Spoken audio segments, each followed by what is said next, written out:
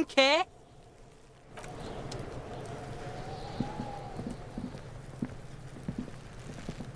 This trash container is locked. The sliding lid has a padlock that says, whirling in rags. Well, it is a container. Maybe you're prioritizing it. We could try using a pry bar, the one you took from my motor carriage, or...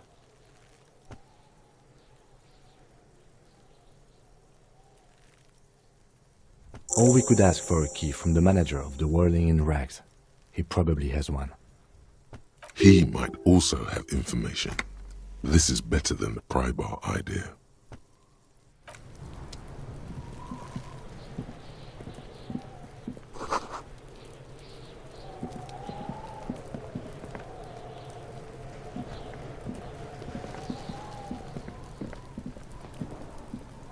There are several footprints in the mud, left by work boots.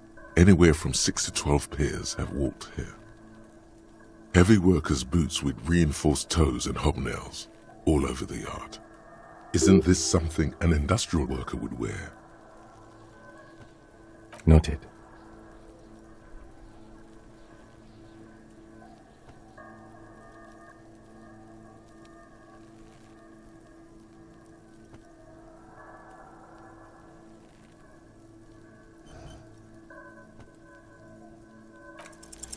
Maybe more than 12. No, 8 pairs of boots have shuffled back and forth in the mud. 1. Standard work boot, steel reinforced toes, number 46. 2. Standard work boot, steel reinforced toes, number 44. 3. Hobnailed work boot, steel reinforced toes, number 4. Standard work boot, number 45 or 46? You don't know. It's a miracle you can tell the prints apart as it is. The cold must have preserved them. 5. Another standard work boot, steel reinforced toes, number 44. 6.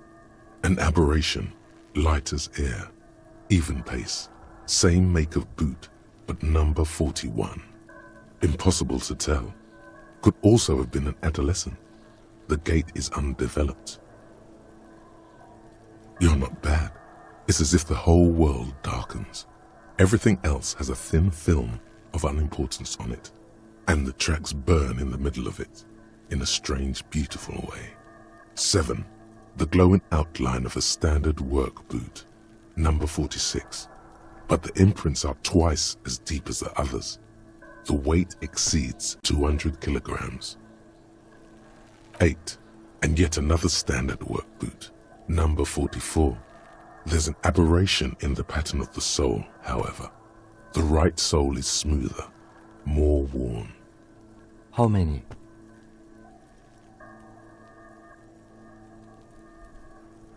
I was pretty off then. I counted 20.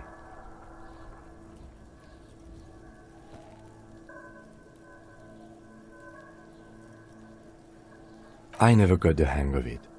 Hyperopia. Do you see anything out of the ordinary?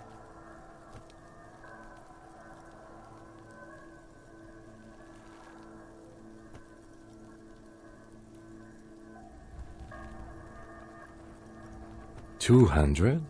Could it be the combined weight of 2 people, one carrying the other who's tied up? Let's say a heavily built worker carrying a similarly built, soon-to-be-dead man. He might be right. 200 kilograms of living weight is unlikely.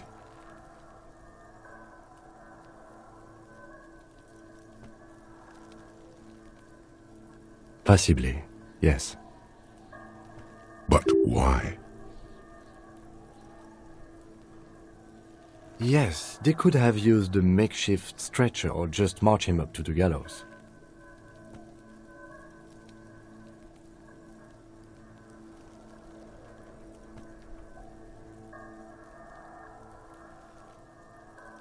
Even easier to carry on a stretcher, or between 2 men.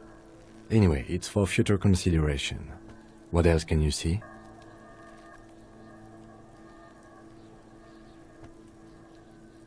Interesting. Let's name it the old soul. Someone operating a workbench with a pedal, like a joiner at the harbor. Or maybe a drummer?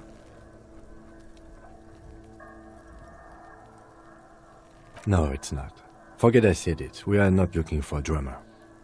Perhaps it could be a driver. A driver would wear out the right shoe before the left. The accelerator is on the right.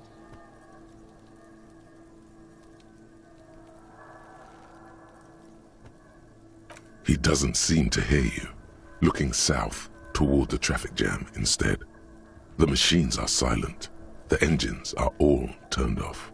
We should keep our eyes open around the traffic jam. See whether anyone strikes out as a potential suspect. Seems prudent, no?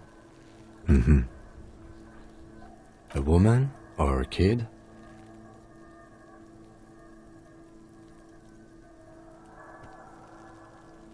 Understood. Anything else? A week, maybe? 7 days would fit the time frame provided to us by the caller, who reported the hanging. It is not impossible. I pulled last week's forecast for coastal Havashol. 7 days below freezing. The day before, the day of his hanging, was the last warm day. Correct again. Sub-zero temperatures would preserve the tracks in a good state. The commotion here could have taken place a week ago. What do I think? A mob of people brought something heavy to the tree. One of them was carrying the victim. They shuffled around, especially under the tree. Then, after hoisting him up, they stood in a semicircle facing his direction. At first glance, this appears to be a lynching. Indeed, they all stood in a row here and looked at the tree. Yes, everything fits so well. Carried him over, hoisted him up, watched him hang. This is easy. The lieutenant's eyes narrow. He's thinking to himself. Either way. What else?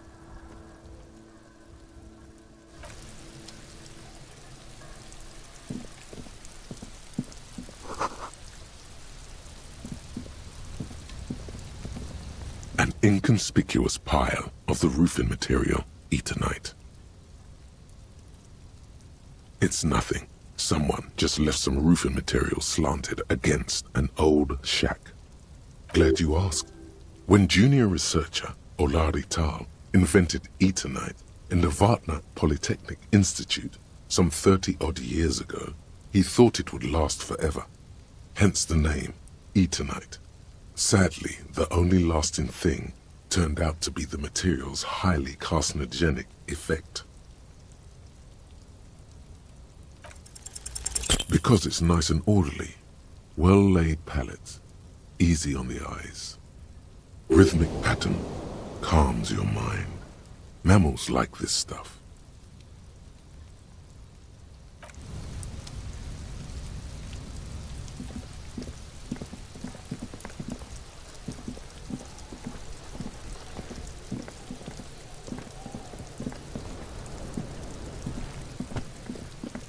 Kuno, the pig's getting pretty close to me. Come to snuff my shit out, I think. Looks like it's time for me to go, Kuno. Pig's come to take me in. I'm going away for a long, long time, Kuno. Going away for life. What's going on there? Fuck are you trying to pull, pig?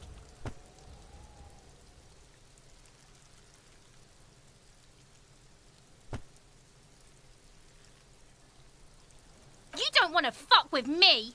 I got my hands bloody. I'm not here, pig. You're not seeing this. You can still see the top of her hat from behind the fence. I'll die before I squeal, pig. I come from the woods, Guttavitu. You don't want to go there with me. You don't want to see what I've seen. Don't be traumatizing here. Get the fuck out of here.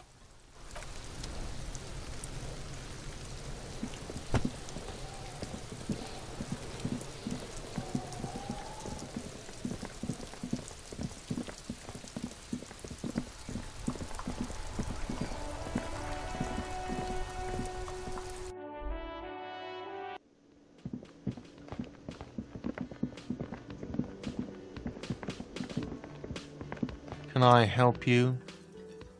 Mine? No, it belongs to the Whirling in Rags. Thank you for clearing that up. Why do you keep the container locked? Why? To keep the hobos and drunks out. That's why. And the neighbors too. They put their trash there and they don't pay for the garbage company.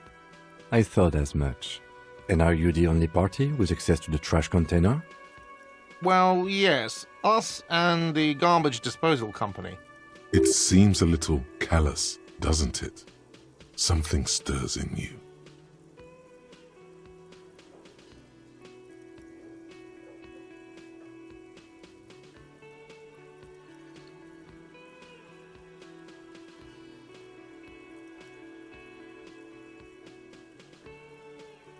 Okay then, maybe you're callous yourself.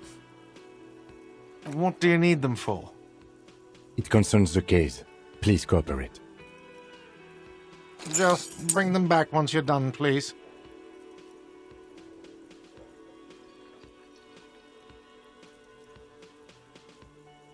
What thing? Yes, not the whole damn union, thank God. Just the nastiest and loudest faction. They come here in the evenings. Dumb, unruly types. Think they're big shit. But they're good customers. They place big orders and always pay on time. We should find out who this Lord faction is, occupying the booth. Loudness means talkative, and we need info. We don't. We have to wait. They'll show up sooner or later. Men get hungry, even striking men. If not today, then they'll be here tomorrow. There are these things called days. You sleep between them. He's saying they'll come after you've slept. Just making clear you got that. What are you, a cook now? That's none of your business.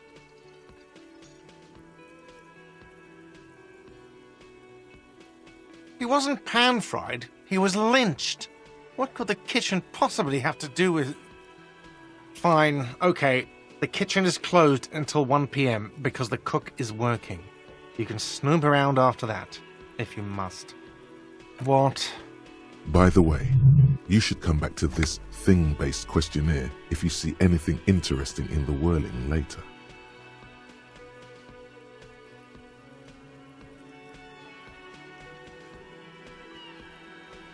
Do I have a shaker in my hand? Is this a shaker? It's not a shaker. It's nothing. He's holding nothing. Am I wearing a little bow tie? Am I wearing a bow tie and doing this? Am I smiling? Do you see me smiling and shaking my little shaker? No. Do you know why? That's right, I'm the cafeteria manager. Play it calm. This man needs to understand you need a drink to help the community deal with police stuff.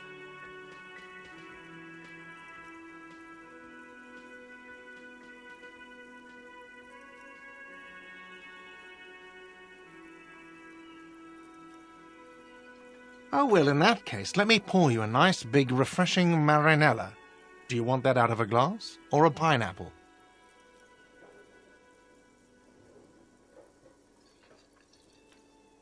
Don't be an imbecile. I'm not going to serve you a marinella. I have work to do and broken things to fix. If that was all, I'd like to return to it.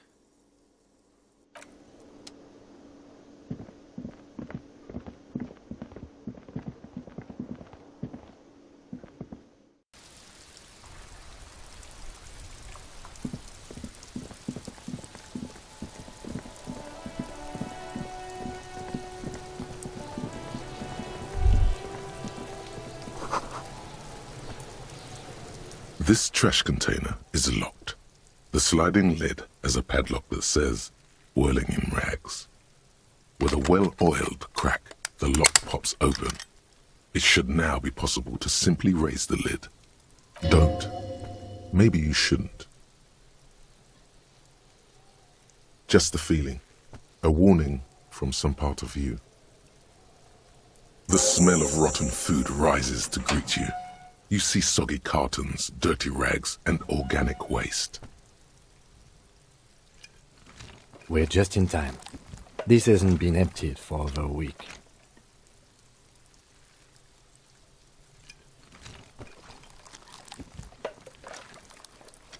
You see milk and egg rest with one broken egg in it, some pasta wrapper. Picking up the soggy packages somehow feels familiar. You've done this before. The movements are recorded in your elbows, the methodology in your fingers. You're used to this. No, searching for evidence in the trash. A box falls into pieces in your hands. Baptiste Soleil cereal. There are plastic pasta packages below, and turbo noodles. Nothing of note, however. You see milk and egg. You've done this before. A box falls into pieces in your hands. Among the threadbare kitchen towels, something catches your eye. As the legs of the slime-covered jeans begin to unspool from the garbage, a rank corpse smell fills the air. The victim's clothes? Cadaverine odor is faint. If these belong to the deceased, they were removed when he was still in the early stages of decay. Drop them in here, officer. Guitar-marked blue jeans. Pockets empty or emptied. He wore them with a belt, too. A white belt. The loops appear stretched, but the belt is missing. That's it. Do you see anything else in there? Something slimy catches your eye. A drab, long-sleeved shirt, olive-colored, appears from the food waste, dripping with pus. This is a military-type overgarment. No label or serial number. This is the kind of rib-knit shirt that's worn over light armor to conceal it in an urban scenario. Anything more? The rest of the rags are just kitchen variety waste. A yellow old mug that catches your eye. But other than that... All right. We should go to Gart again and ask if he knows who put the clothes in the trash. It could be as simple as someone from the hostel cleaning the yard. Or that one. I'd advise against confronting that force.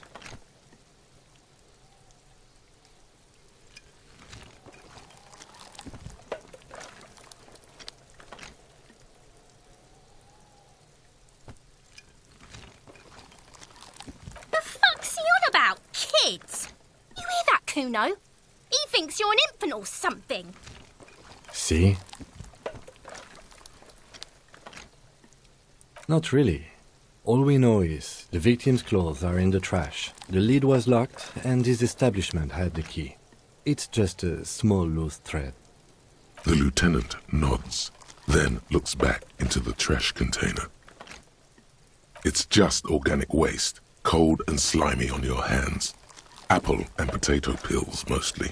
Unidentified sludge, and the occasional chicken bone thrown in for good measure. But hey, what's this? A blue piece of plastic sticks out from the apple peels. It's shiny. Looks like the corner of something. Something larger. A clipboard. A blue plastic clipboard with moist papers hanging from it. They look badly damaged, but you can still make out forms and notes, written in a man's handwriting. Officer, is that your paperwork? Yes, it is. Look. This plastic has the RCM street grid on it. You've even got an autopsy form. If you don't mind me asking, how did this get in the trash?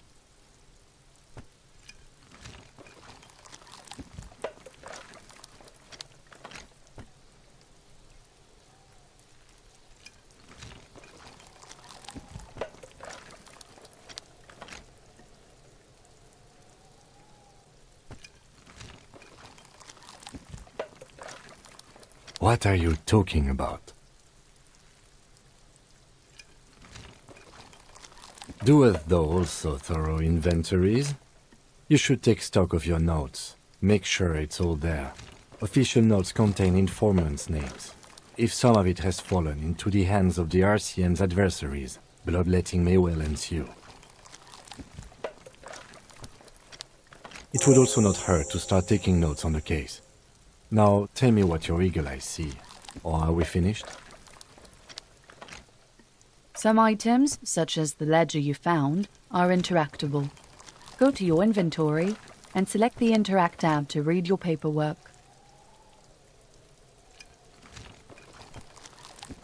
You pick out a broken mug with an oddly racist depiction of the yellow man frolicking in saffron. Only in its social sensibility.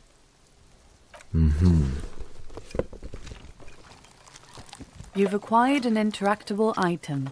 Investigate this item further by going to the Interact tab in your inventory. The container sounds a muffled gong. That's one thing off the list. I think we got it all.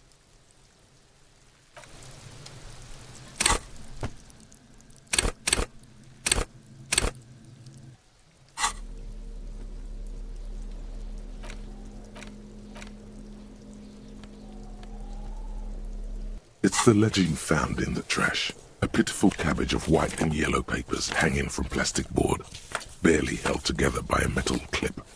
This sad display is made complete by the faint smell of urinal cleaner. There's a piece of toilet paper, or is it cleaning tissue? No, it's toilet paper, desperately sticking to the back of the blue plastic clipboard. It's a metaphor for you. Thank you, waterlogged ledger, for spelling it out for us. It's just toilet paper sticking to the back of the plastic clipboard. You can take it off if you want. If you want it to be kitchen tissue, it can be kitchen tissue. It's not though, it's toilet paper. Still wet, the toilet paper, kitchen tissue, peels off the plastic easily. All you have to do is shake it off your finger and voila, the ledger now looks marginally better. An aluminium block runs the width of the board, biting down on the paperwork. Its crocodile teeth are the only thing keeping the papers together. A regular pencil, the tip worn down to nothing, has been attached to the clip. The surface is interrupted by a silvery sticker. It's rectangular, sparkling with iridescence. You don't know how you didn't notice it before. Looks like an official mark, made to be low visibility outside the right circumstances. It is similar to the RCM watermark on your blazer the lieutenant mentioned. Didn't he say something about the headlights of his motor carriage? That you can read these there? What? Yes, halogen watermark used for adding information to RCM property. It depends. Aside from an anti-counterfeiting stamp, mine has my station number and address. The information varies by date of issue. Maybe yours will have how many cases you've solved. Any capable light with the right wavelength will do. Yes, RCM vehicles have had lights tuned especially to reveal halogen watermarks. This means you can read the watermarks if you just turn the lights on. Okay. While a bunch of sodden papers sag from the clipboard in your hand, it's a sorry sight. They're not exactly white. They're yellowed in patches by sunlight and alcohol and covered in dense blue handwriting. Ink escapes into watercolor patterns, reaching its tendrils across entire pages. The paper itself is checkered with faint red lines forming short paragraphs. Once in a while, there's a red stamp that exclaims, "Case files commit to paper." The case files themselves are plenty. You count more than 100 sodden, crumpled up, earmarked pages falling apart in your hands. They appear to be sufficiently organized and extremely dense, if mostly illegible. Work, strife, poverty, the Jamrock Quarter. These are handwritten logs of investigations dating back to January 51, this year. The exact number is hard to estimate due to missing pages and an odd naming convention. But there are at least 20, maybe 30 cases undertaken, not completed, mind you. It's the middle of March. You have attempted 2 cases a week on average. What do you mean? Is that all?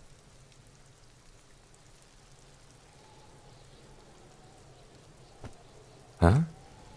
2 complex cases to undertake is a lot, yes. You really have to push yourself. I would not suggest it, lest you start making mistakes.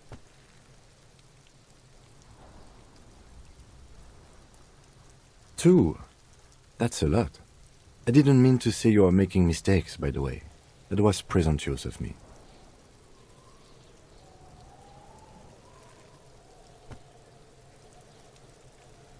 It's okay. We all make mistakes. Like a fan of gills, the checkered papers dry in your hand. The handwriting is extremely dense, if mostly illegible. Yes, it appears you employ a, shall we say, robust yet literary system. Each investigation has its case number written on the margins. Yet, still more tellingly, most are accompanied by a name. A title, one might say even. One that draws inspiration from snoop fiction and vespertine cop show staples. Yes, all caps. One is called The Next World Mural. Another, The Square Bullet Hole Murders. Another yet, The Unsolvable Case. Others appear more light-hearted. The Guys on a Couch in an Unexpected Location, and The Murder at the Hookah Parlor. Even the rare article-free Collapsing Tenement. Murder features prominently throughout. It's going to take an effort to piece these case files together, but it can be done. Once you're done inspecting them up close. You mean the alphanumeric? Officer, precinct, time of arrival at the scene? Oh, you mean the titular? Yes, well, so do I. In our defense, almost everyone in the RCM does. It's a holdover from the early days of the RCM, right after the revolution, when the organization had little idea how to do things. It persists in an unofficial capacity. Officers use these titles to refer to their work among themselves. Again, in your defense, I seem to have named one the man with the hole in his head. That was a real person. His death was real. Still, I named it that, to amuse myself. I pray his loved ones never find out. Rail spiked through the head. He died. It was a workplace accident.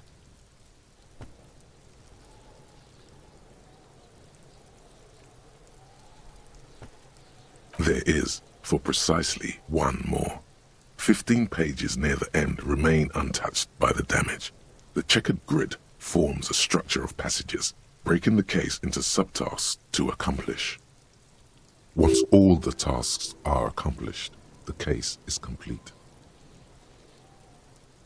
The tasks you've completed flow out of the kind green ape pen in a brash freehand similar to the rest of the letters. The wording comes easily. It's almost robotically simple, a language developed for mental rigor and simplicity. Inspect the victim's body. Interview the cafeteria manager. It's not exactly poetry, but poetry would be out of place. A satisfying slash sounds across the paper. You're done, it seems to say. And you, and you. Things to be done and things already done. The composition of reality. This is an extremely useful tool for a detective of the citizens' militia. Now all that remains is to name the case. No, actually. Any ideas?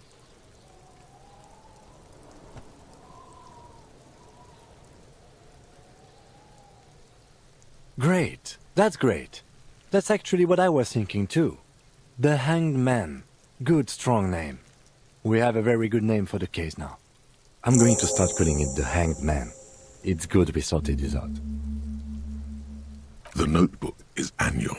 It says 51 on what remains of its cover.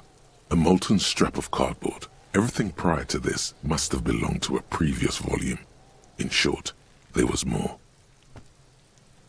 You don't exactly close them, so much as distance yourself from the smelly papers. They're a little further from your nose now. Arson, petty theft, spousal abuse. Handwritten logs on dozens of investigations date back to January 51. Stamped case files, commit to paper. These are your last couple of months in Revachol, Precinct 41, Jamrock. You don't exactly close them, so much as distance yourself from the smelly papers. They're a little further from your nose now. In the back, you see thin, translucent copier paper, some neon yellow, some bright red, all covered in boxes, like marching armies. These look like official forms, waiting to be filled out. Then rip them from the binder and hand them out, according to type of form. 3. The topmost are misconduct fines, the middle ones are station calls, and the bottommost are field autopsy forms. Each is easy enough to make sense of. You don't have to be an intellectual giant to do police work. A monetary penalization ranging from 20 to 250 real. Severe cases allow for 1,000 real, but that requires special paperwork. The details of issuing these fines are spread out over the rest of the fields, but they appear pleasantly vague. These are quite sinister in turn. They give a date and time for the person to appear at the specified precinct police station. Below the call are the criminal charges you risk by not appearing. All in a print so small it could be considered downright cute. A dozen pages of thin copy paper, bright red in color. You see the parameters of a deceased human form waiting to be filled in. Age, sex, condition of internal organs. Yes, all that remains now is to fill those forms and hand them to people. Fines for wrongdoers, interview requests for bad guys, and field autopsies to dead guys. The rest of the stinking cellulose is much worse for wear. Being sandwiched between the board and the rest of the paperwork must have spared the fragile copier paper. It's made of dark blue plastic, hard enough to beat someone to submission with. The edges are rounded, however. The U4 size board feels thick and heavy in your hand. Light shimmers on its wet surface. On the back you see the embossed letters, RCM. Something rattles inside, ever so lightly. Is there a hidden compartment and something small inside? Light, made of paper or cardboard, or dried flowers perhaps? Permeables. It's not hidden per se. The compartment is made for permeable materials that would get damaged if something happened to it.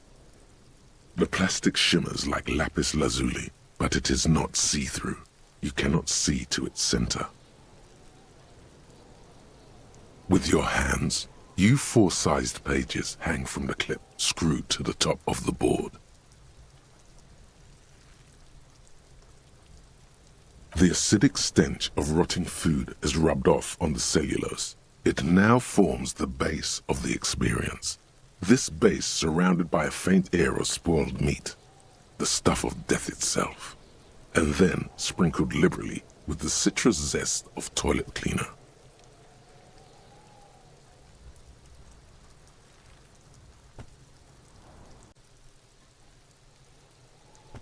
You know, like the bits they put into public piss bowls, probably called Fermi Discrete, or Axle, or something.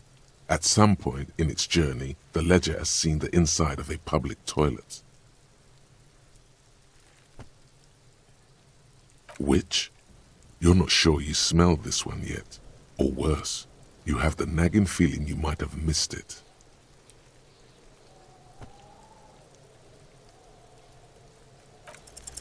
Yes, you can piece them together using the alphanumeric code on the margin.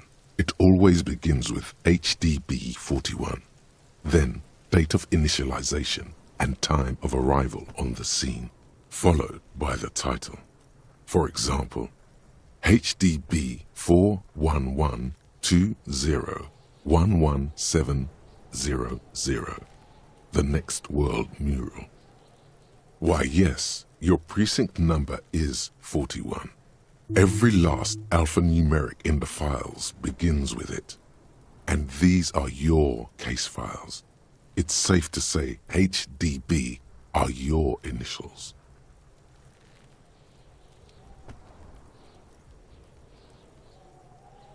That is improbable. It takes about half an hour to piece one together using the system you've devised. Where do you want to start? Not much has changed in the meanwhile. A bunch of sodden papers still sags from the clipboard.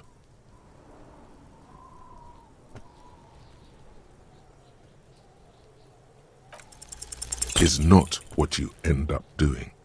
You squeeze the plastic to slide it open, but nothing happens. Then you bend it some, then crack it. The goddamn thing is stuck. The ledger quivers in your hand. As it shakes, the pages rustle. This pathetic mess suddenly afraid of you for some reason.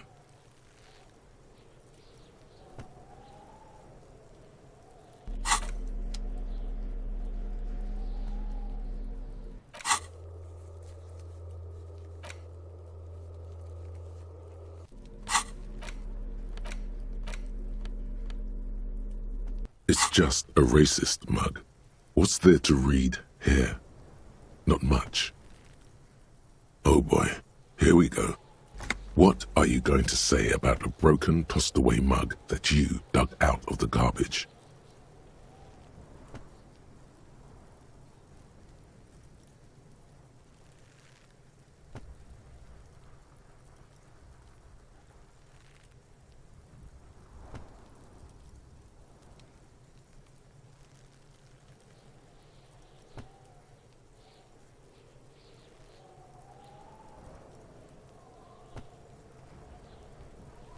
But it was in the trash. Why not just call it out when you see it? Or do some volunteering work. Just finish your case, detective.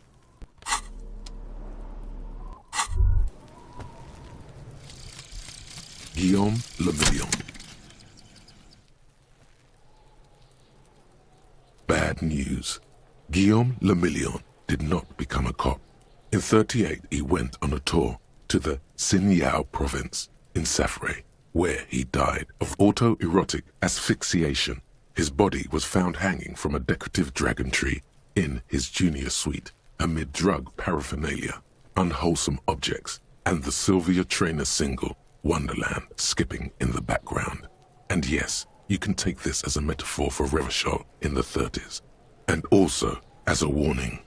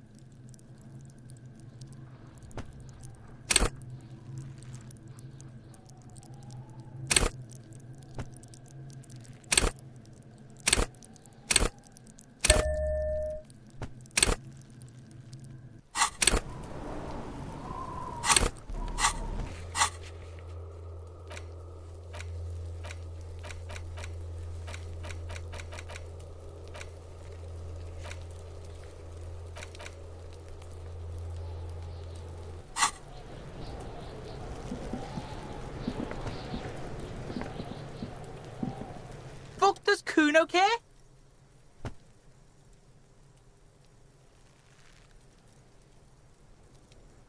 The fuck about it?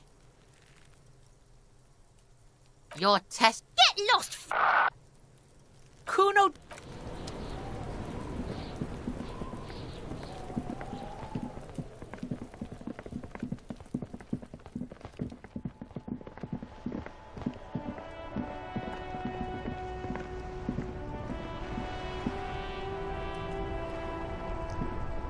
Inside, you see a set of steering levers, a radio microphone, a pull-out toolbox, and the soft glow of the fuel preheater. All right. Ready? I turn, you press start. It's next to the preheater. The dashboard lights up with orange glow. The rouse per minute gauge jumps, and the engine of the Caprice Canadian comes to life with a whiny growl. Like a leopard waking from its sleep, yawning and roaring at the same time. The lights unfold with a little click, casting electrical light onto the ground before the vehicle. There you go. I'll turn them off from the remote once you're done. We just need to stand in front of the machine now.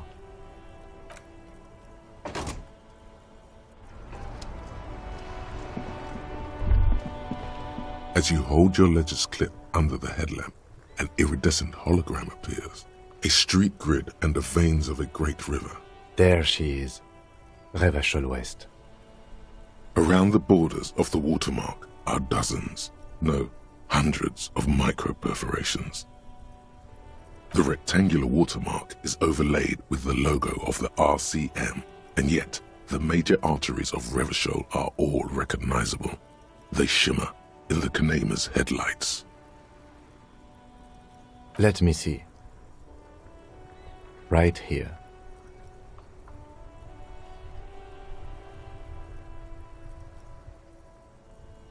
No, it does not.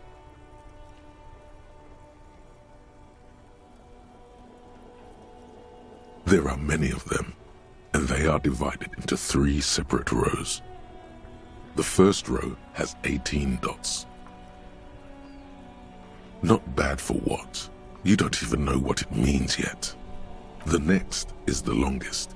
It runs all the way around the border, and then some. You count 216 perforations. Considering that nice, large number, a wave of pride washes over you, though you can't say why, precisely. The last row has 3 perforations. That's it. Those are perforations. They represent your record as an officer of the RCM. They are your statistics, as it were. I should have guessed you'd keep a record. Officers often do. Let's take a look. Alpha male officers who are proud of their numbers often do. It's meant.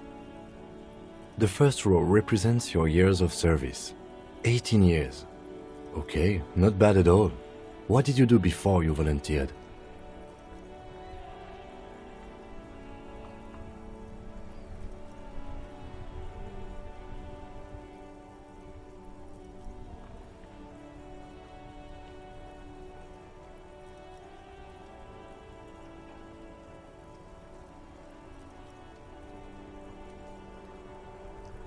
That's what it says. I might have guessed even longer based on your age. What did you do all those blissful years of your youth? Fair point. Let's move on, shall we? This next row, the one that wraps all the way around, is your number of closed cases. Closed is good. It means finished. You've got, let's see... Wow, more than 200!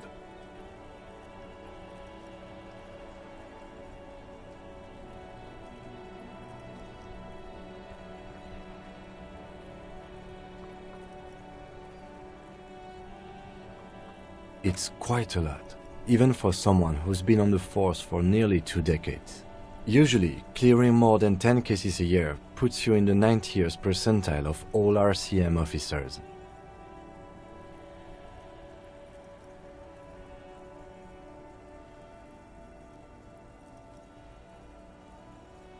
Call it what you want. You were a valuable member of your precinct. Now, let's look at the last row. Right. Those are your confirmed kills. You've got precisely 3 perforations there. For an RCM officer, especially Precinct 41, which is in the Jamrock quarter, it's rather tame. I mean that in a good way. There are certain officers who treat their kills like some kind of ghoulish game. If they do happen to solve a case, it's usually by accident. But it seems as though you are, or at least were, one of the good ones. So we have that to be thankful for. Yes. Everyone has their own method of coping, some more effective or self-destructive than others. Personally, I find it helps to keep up a few hobbies. Oh, this and that. Let's not get into it now. Anything's better than annihilating yourself with drugs and alcohol. The lieutenant nods.